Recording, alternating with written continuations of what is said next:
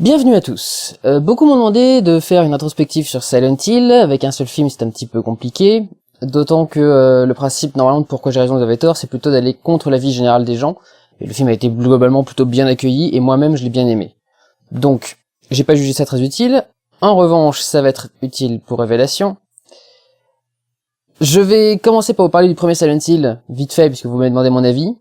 Et je passerai donc aux Révélations un peu après. Mais si vous voulez mon conseil dès le début, mon avis global sur le film, ça ne vaut pas le coup.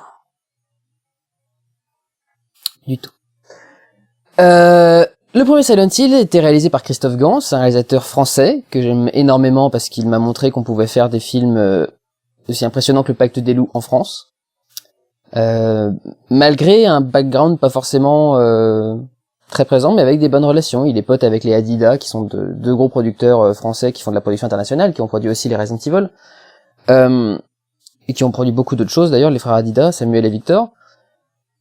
Et Christophe Gans est pote avec eux, donc quand il a voulu faire son Pacte des Loups qui coûtait, je sais plus, 29 millions ou 30 ou un truc dans le genre, 29 millions d'euros, les frères Hadida ont dit d'accord, ils ont signé le papier, et le film a fait 6 millions d'entrées en France, il me semble, si ma mémoire est exacte, parce que c'est des vieux souvenirs de 2001, 2000 même, je crois, à l'époque.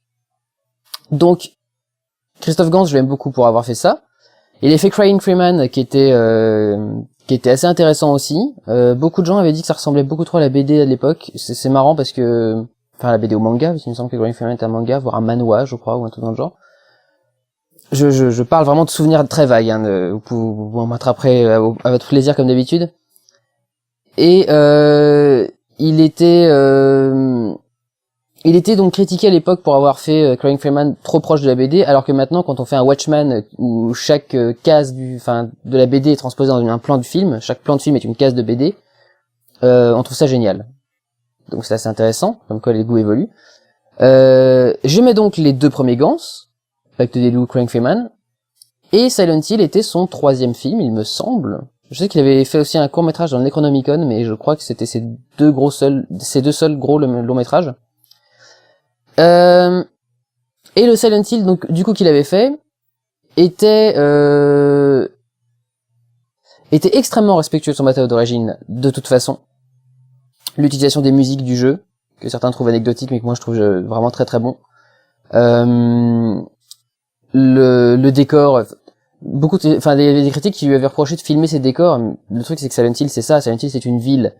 Et si on veut filmer Silent Hill, on doit filmer une ville, on doit filmer des décors. Donc donc oui, Christophe Gans a vraiment l'amour de ses décors, l'amour de ses monstres, l'amour de ses mouvements de caméra, parce que c'est là qu'on voit que Christophe Gans c'est un vrai fan. Christophe Gans c'est pas le mec qui a pris une licence et qui a adapté un film à sa sauce pour faire un truc au-dessus. Il avait vraiment du respect pour le film. Se faire chier à reproduire le mouvement de caméra, par exemple, dans le premier, un des premiers couloirs qu'on passe dans Silent Hill, une petite allée. On a la caméra qui est comme ça fixe vers le personnage, puis d'un seul coup elle monte, elle se met sur le côté pour filmer le personnage de haut avec une lampe au milieu, et puis après elle redescend à nouveau pour se mettre en plongée par terre et tout. Enfin, tout un mouvement vachement impressionnant.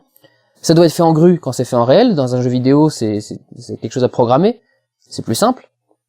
Je dis pas que c'est ultra simple, mais c'est plus simple. Là, il fallait trouver une grue pour faire le bon mouvement, avec savoir qu'est-ce qu'il fait construire comme décor, etc. Comment faire pour que les réflexions soient bonnes, etc. Il se serait pas autant fait chier s'il avait juste pris la licence comme ça pour faire un film à sa sauce. Il a vraiment voulu respecter son matériau d'origine, il a vraiment voulu faire attention à ce qu'il a fait. Ça s'est ressenti pendant tout le film. On a senti également l'influence des producteurs. Alors les Adidas sont pas méchants, en plus c'est ses potes. C'est pas les pires au niveau des demandes de producteurs. C'est plus, je crois, attends, qui c'est qui était le coproducteur? Je crois que c'était Tristar. Non, ça peut pas être Tristar, ils sont morts depuis longtemps, Tristar, enfin ils ont été dissous. Je ne sais plus, je crois que c'est Columbia. Je vais vous dire ça tout de suite, parce que de toute façon je dois avoir le film quelque part, il est là, Silent Hill. Hop. Si vous me permettez juste quelques secondes. Produit par Samuel Hadida, Davis Film, Metropolitan Film, ouais bah c'est eux. Ça doit être Davis Film qui a dû chier un peu, parce que Metropolitan c'est le truc des frères Hadida, il me semble. Ils lui ont dit ton scénario, il y a que des nanas partout, on voudrait bien qu'il y ait un mec. Donc tu nous mets un mec. Donc il a mis Sean Bean et il a mis toutes les séquences dans lesquelles Sean Bean cherchait sa femme dans le monde réel alors que sa femme était dans Silent Hill. Et il s'était dit, je vais quand le film va être monté, il va faire 2h06, ils vont me dire que c'est trop long, qu'on peut pas le sortir au cinéma comme ça, parce que c'est pas une licence de jeu vidéo ultra importante, Silent Hill non plus, même si elle marche bien. Donc ils vont me demander de couper pour pouvoir faire plus de diffusion. Il a projeté le film complet, et les producteurs ont dit très bien. Donc il s'est dit merde. Donc du coup il a été obligé de garder les scènes avec Bean. Christophe Gans lui-même a dit que des fans avaient fait des montages personnalisés de Silent Hill sans Sean Bean, et qu'il le trouvait très bien, qu'il aimait beaucoup ce film comme ça. Non, alors c'est lui-même, il avait fait un pré-montage sans Sean Bean, et le truc a été piraté et disponible sur internet, et il encourage presque les gens à aller sur internet chercher la version qu'il avait fait à l'époque sans Sean Bean dedans. Donc j'aime beaucoup Christophe Gans, c'est un mec qui est assez qui a vraiment eu un œil artistique, qui sait gérer son matériel avec le respect et ce qu'il faut, et qui sait en même temps gérer les contraintes de production. S'il a fait que 3 films, c'est pas pour rien, c'est parce qu'il a beaucoup de problèmes pour faire produire ses films, je ne sais pas pourquoi. Christophe, si jamais tu regardes cette vidéo, je t'en prie, viens me voir et explique-moi. Et donc voilà, j'aime beaucoup ces films, et son Silent Hill était très très bon.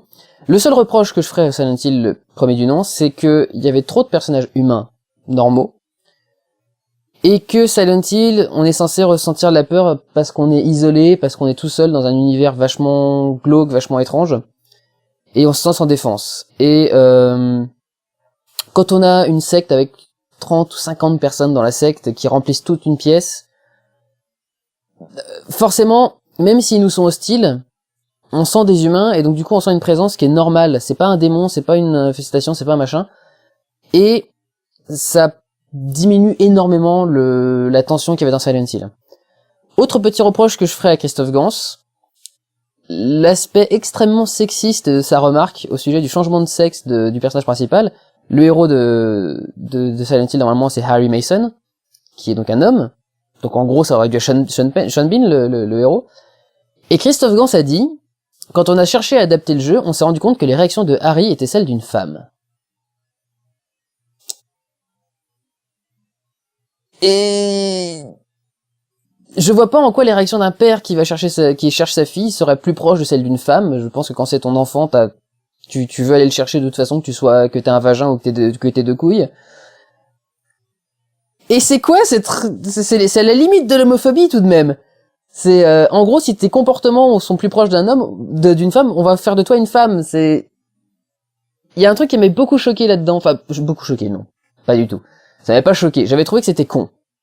Et venant de Christophe Gans, ça m'avait étonné, parce que ça m'étonnait que Christophe Gans ait pris une décision con comme ça. Il voulait faire tout un symbolisme du matriarcat, de l'importance de la mère et de la femme dans le film. Ok, très bien. Je suis pas sûr qu'il fallait changer le héros pour ça, et je pense que juste Christabella, c'était bien assez. Enfin voilà, c'était les 2 seuls reproches que j'avais sur le premier Silent Hill, c'était ça. C'était trop de personnages humains et décision bizarre de mettre des femmes partout dans le film. Sur ce, il est temps de passer à Silent Hill Révélation 3D. Ce film... Je vais couper la vidéo en 2, parce que j'ai pas mal parlé finalement pour Silent Hill. Je pensais vraiment qu'il fallait étaler ça en 2 minutes. YouTube à nouveau fait son fils de pute et bloque mes vidéos à 15 minutes. Donc je vais faire une petite vidéo comme ça là sur Silent Hill premier du nom. Et je vous fais la suite avec Silent Hill Révélation tout de suite après. À tout de suite.